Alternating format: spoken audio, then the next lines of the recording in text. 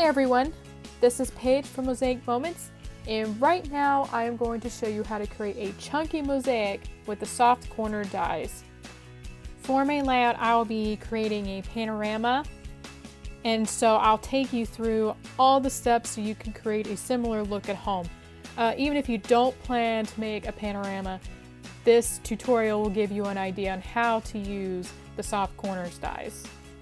To create this octagon mosaic, you will need the soft corner grid die and the soft corners die set. To start, I'm going to fill this entire space with 2 1/8 inch squares.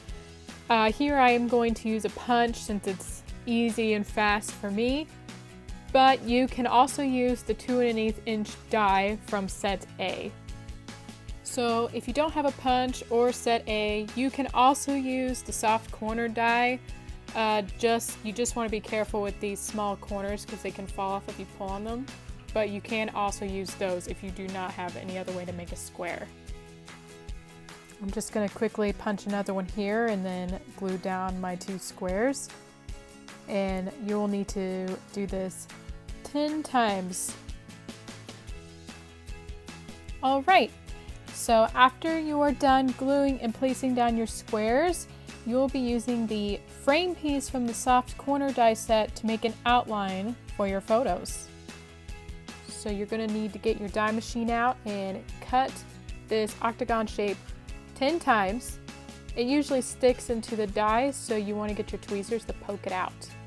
Once all of your octagon frames are cut, you can glue them as I am doing here, and then place them inside each of the squares. The edges of the octagon line up with the square, which is nice, so you don't have to figure out the placement.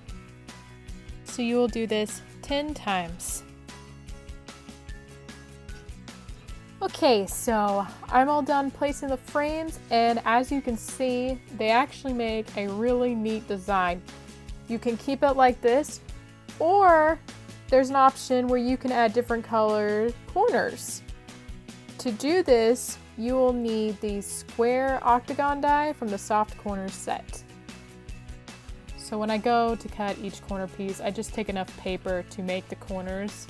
I like to use as little paper as possible, so I'm just showing you here how you can cut slivers of it, because you don't need the center piece in this case, so you can use less paper. And now I have the corners to place on the grid. I cut enough corner pieces to fill in the center line of this design. To make things easier, I used my Xyron sticker machine. These little triangles are kind of hard to glue down, and so I like the sticker machine, so they're already sticky, and I can just place them within the circle shape as I'm doing now. And you'll see in a moment how it looks when you have a different color throughout the whole line. So now I finished putting each of the corners within the center line here, and it looks really neat now. I really like how it turned out.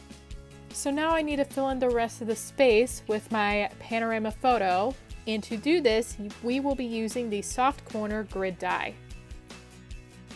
I have my photos lined up the way I want, and now I'm going to look through the grid die to see approximately where I want to cut along the photos. Quick tip, I recommend using washi tape to keep each photo in place.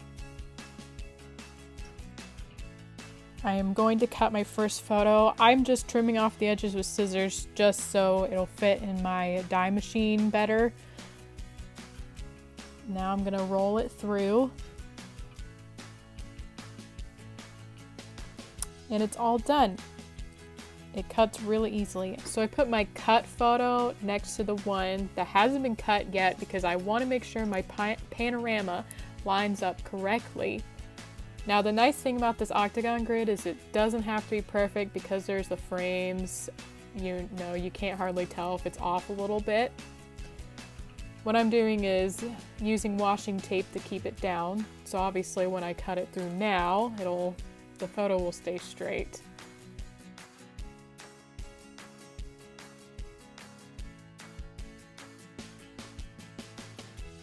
So I'm going to use the previous steps again for my last photo. I lined up my previous cut to to the non-cut photo again, and I place my grid down so I can keep my panorama straight and use washi tape so my photo won't shift within the die machine. Now all of my pieces are cut. I have them lined up so I can fill in the right spots correctly. All I need to do now is glue down, which to make it easier, I'm just gluing down right on the paper instead of on the photos. Sometimes that's just the easy way to go. So now when I put the photos down, it can just be placed right in there. And then my panorama will be filled up.